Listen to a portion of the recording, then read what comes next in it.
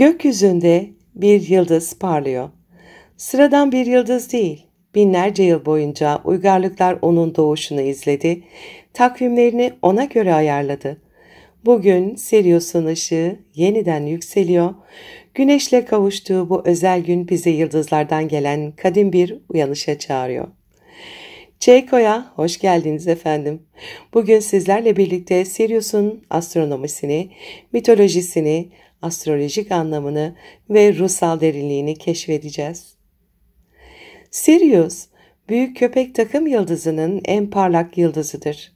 Latince'de adı Canis Majoris olan bu takım yıldız, gökyüzünün güney yarımküresinde bulunur ve Sirius onun en önemli yıldızıdır. Sirius, dünyadan bakıldığında geceleri gökyüzünden görülebilen en parlak yıldızdır. Yaklaşık 8,6 ışık yılı uzaklıkta, Güneş'ten 25 kat daha parlaktır. Astronomide Sirius A ve Sirius B olarak bilinen çift yıldız sistemidir. Eski denizciler, çobanlar ve bilgiler Sirius'u yön bulmak için kullanırdı. Ama onun gizemi sadece bilimsel değil, Sirius aynı zamanda kadim uygarlıkların ruhsal yıldızıydı. Her yıl 6 Temmuz civarında Güneş Sirius'la hizalanır. Bu gökyüzünde Güneş ile Sirius'un aynı derecede buluştuğu, yani astrolojik olarak kavuşum yaptığı andır. Bu dönem Sirius'un görünmeyen ama en etkili olduğu zamandır. Çünkü Sirius güneş ışığı nedeniyle gözle görünmez hale gelir, ancak enerjetik olarak güneşle bütünleşir. Bu hizalanma, ruhsal uyanış, ışığın artması, bilginin açığa çıkması ve kadim hafızanın canlanmasıyla ilişkilendirilir. Tıpkı bir yıldız portalının açılması gibi düşünün. Sirius ilahi bir frekans taşır ve bu kavuşum o frekansın güneş kanalıyla tüm gezegene yayılmasını sağlar. Sirius'un önemi özellikle Antik Mısır'da çok büyüktü. Onlar bu yıldıza Sopdet ya da Sothis derlerdi ve onun gökyüzünde yeniden belirişiyle Nil Nehri'nin taştığını gözlemlerlerdi. Sirius'un yeniden doğuşu onların yeni yılının başlangıcıydı. Aynı zamanda tanrıça Isis ile özleştirilirdi. Isis ilahi dişil enerjiyi, bilgeliği, anneliği ve yeniden doğuşu temsil ederdi. Mısır rahipleri Sirius'un döngüsünü bilmek için özel gözlem evleri kurmuş, takvimlerini onun hareketlerine göre düzenlemişlerdi. Çünkü onlar için Sirius sadece bir yıldız değil, ruhların geldiği yer, tanrılarla iletişim kurulan bir kapıydı. Sirius yıldızı sadece Antik Mısır'da değil, kadim Türk kültürlerinde ve mitolojilerinde son derece kutsal ve anlamlı bir yer tutar. Hatta bazı akademisyenler ve araştırmacılar Türklerin göçebe kozmolojisinin kalbinde Sirius'un yattığını öne sürer. Türk kültüründe Sirius gökyüzünün en parlak yıldızı olarak ak yıldız, bazen de kurt yıldızı olarak anılır. Ak yıldız gök tanrının sembolü gibi düşünülür, göksel bir rehber, yol gösterici bir işaret olduğu düşünülür. Türk mitolojisinin en önemli figürlerinden biri olan Bozkurt, yalnızca bir totem değil, göksel bir rehberdir ve bu göksel rehberin Sirius yıldızından geldiğine inanılır. Destanlarda kurt, Türk halkını karanlıktan ışığa çıkaran kutsal bir varlıktır. Bazı kaynaklarda Sirius, Bozkurt'un gökyüzündeki karşılığı olarak tanımlanır. Gökyüzünde en parlak şekilde parlayan Sirius, Türklerin yolculuklarında yönlerini tayin ettikleri kutsal yıldız olarak kabul edilir. Bu yüzden bazı Orta Asya göçebe köy boyları gökyüzündeki en parlak yıldıza bakarak yön bulur, dua ederlerdi. Gök Tanrı inancı, İslam öncesi Türklerin en temel inanç sistemidir ve Gök Tanrı'nın yaşadığı yerin ulu ışık yurdu, yani yıldızlar ve gökyüzü olduğuna inanılırdı.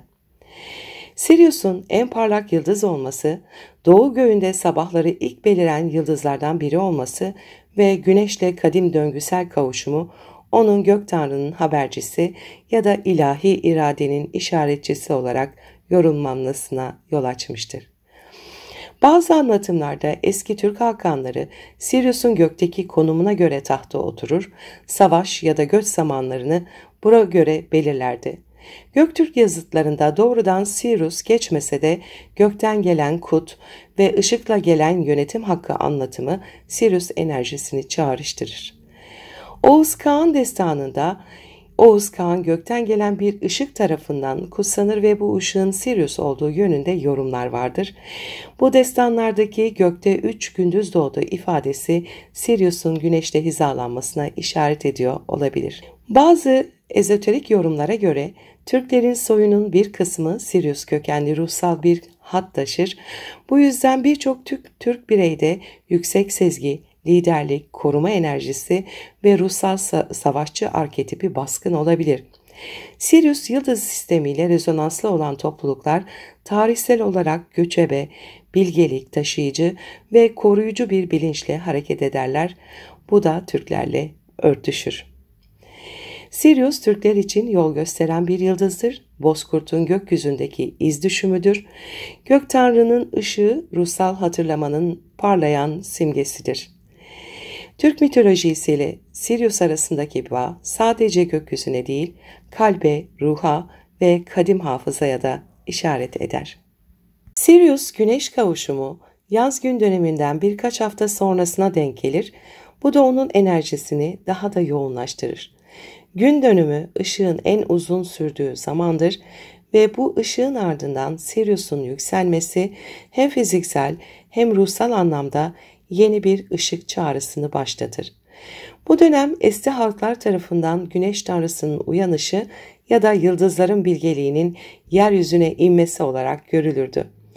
Bu enerjinin astrolojik olarak kişisel haritalardaki üzerindeki etkisi ise çok derindir.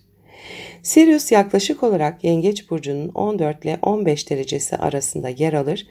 Bu dereceye yakın gezegenler Sirius'un yüksek frekansıyla birleşir. Peki hangi gezegen Sirius'la kavuşursa ne olur? Eğer güneşiniz Sirius kavuşumlu ise ışıkla gelen kimlik, kişi doğal bir lider, ruhsal rehber veya ilahi görevli gibidir. Kimliği parlatan bir yıldız etkisi, kişi tanınır, ışığı görünür. Erkek figürlerle güçlü kadersel bağlantılar getirir. Gölge yanıysa egoyu tanrı sanmak, kibir, aydınlanmışlık kisvesiyle üstünlük taslamak. Eğer ayınız Sirius kavuşumluysa kadim ruh taşıyıcısı olabilirsiniz. Bu kişi ruhsal hafızası çok yüksek biridir. Atlantis, Mısır, Mu gibi geçmiş yaşamlardan bilgi taşıyabilir. Rüyalar, sezgiler olağanüstü güçlüdür. Duygusal olarak kolektifin şifasına kanal olabilir. Gölge tarafı ise aşırı duygusal hassasiyet, rüya ve sezgilerle aşırı kaybolma. Eğer Merkür'ünüz Sirius kavuşumluysa ilahi bilgi kanalıdır bu. Kişi konuşmaları, yazıları ve fikirleriyle ilahi bilgiyi aktarır. Kanal yazarlığı, öğretmenlik, kutsal metinler üzerine çalışma, zihinsel sezgiler çok güçlüdür, hızlı kavrayışlar yaşanır. Gölge tarafı ise zihinsel gurur, manipülatif konuşma, her şeyi bilirim halidir. Eğer Mars'ınız Sirius kavuşumluysa ilahi savaşçısınız.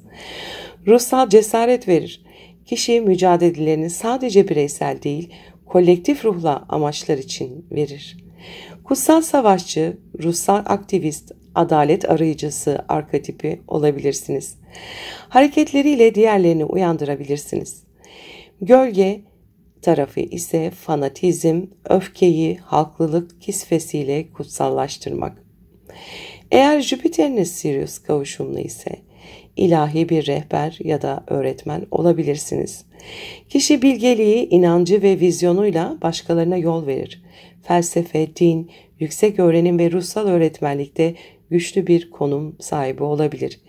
Genişleyen inançlar ve ruhsal şans enerjisi verir. Gölge tarafı ise aşırı idealizm, dogmatik yaklaşım, dini üstünlük kompleksi verebilir. Eğer Satürn'ünüz Sirius'la kavuşumdaysa karmanın ruhsal ustasısınızdır. Bu kişi ciddi bir ruhsal görevle gelir, kadim yasaları taşıyan, ruhsal disiplini bilen biridir. Özellikle ruhsal liderlikte sorumluluk ve ağır deneyimler taşıyabilir, karmik sınavlarla büyüyen ve öğreten bir enerjiden bahsediyoruz. Gölge tarafı ise aşırı ciddiyet, katı ruhsallık ve bastırılmışlıktır. Uranüs'ünüz eğer Sirius kavuşumluysa ruhsal devrimcidir. Kişi sıradan gerçekliği sarsmak için doğmuştur. Ruhsal teknoloji, bilinç sıçraması, metafizik alanlarda öncü olabilir, ilahi çılgınlık ya da vahiy anları yaşanabilir. Gölge tarafı ise dengesiz uyanışlar, ani krizlerle gelen farkındalıklardır. Eğer Neptününüz Sirius kavuşumluysa ilahi ilham kaynağısınızdır. Sanat, müzik, hayaller ve sezgilerle ruhsal gerçekliği ifade ederler. Kolektif şifa, şefkat, evrensel aşk kanalı olabilirler. Medyumluk, rüya yorumculuğu, yaratıcı vizyonerlik onlar için mümkündür. Gölge tarafı ise gerçeklikten kaçma, sahte ruhsallık ve kurban bilincidir. Eğer Plüton'uz Sirius kavuşumluysa ruhsal dönüşüm ustasısınız. Bu kişi derin bir karanlığın içinden geçerek tümüyle dönüşme potansiyeline sahiptir. Kolektif travmalarla çalışabilir, şamanik bir güç taşır, ruhsal ölümler ve de yeniden doğumlar yaşar. Gölge tarafı ise güç zehirlenmesidir, karanlığı kullanarak kontrol etme arzusu vardır. Eğer ay düğümleriniz Sirius kavuşumluysa Kuzey ay düğümü bu hayatta ruhsal bir misyona yönelmenizi ister, ilahi görevle doğdunuz demektir. Rehberlik, öğreticilik, ışık taşıyıcılığı potansiyeliniz vardır. Ruhsal yolculuk seni ışıkla hizalanmaya çağırıyordur. Güney ay düğümü Sirius kavuşumu ise geçmiş yaşamda ruhsal bilge, rahip, büyücü, kadim bilgi taşıyıcısıydınız. Bu yaşamda o bilgileri yeniden hatırlamak ama eski kalıplara saplanmamak gerekiyor. Bazen zaten her şeyi biliyorum tuzağına düşebilirsiniz. Sirius sabit yıldızıyla kavuşumda olan gezegen o gezegenin enerjisine kadim bilgi, ruhsal aydınlanma ve kutsal görev anlamı katar. Bu yerleşimler kişinin bu dünyada sıradan bir bilinçle değil, özel bir sorumluluk ve potansiyelle geldiğini gösterir. 6 Temmuz 2025'teki Güneş-Sirius kavuşumu size şunları getiriyor. Bu kavuşum yüksek bilinç frekansına açılma zamanıdır. Meditasyon, dua, namaz, içsel keşif ve sezgilere yönelmek çok destekleyici olacaktır. İlahi rehberlik daha net bir şekilde alınabilir. Bu tarih maddi ve manevi bolluğun kapılarını aralar. Özellikle niyet çalışmaları, vizyon panoları, bolluk ritüelleri veya şükür pratikleri için son derece uygundur.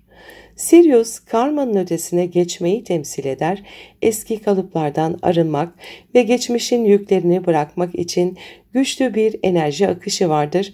Duygusal şifa çalışmaları yapmak için ideal bir gün.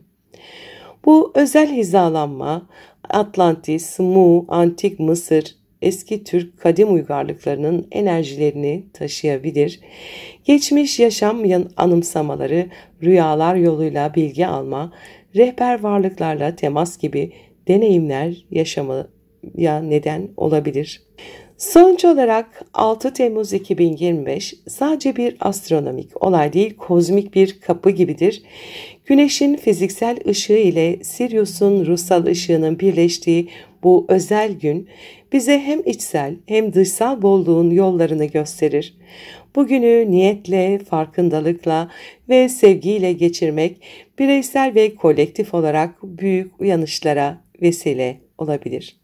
Verimli ve mutlu bir süreç geçirmenizi dilerim. Sevgiyle kalın.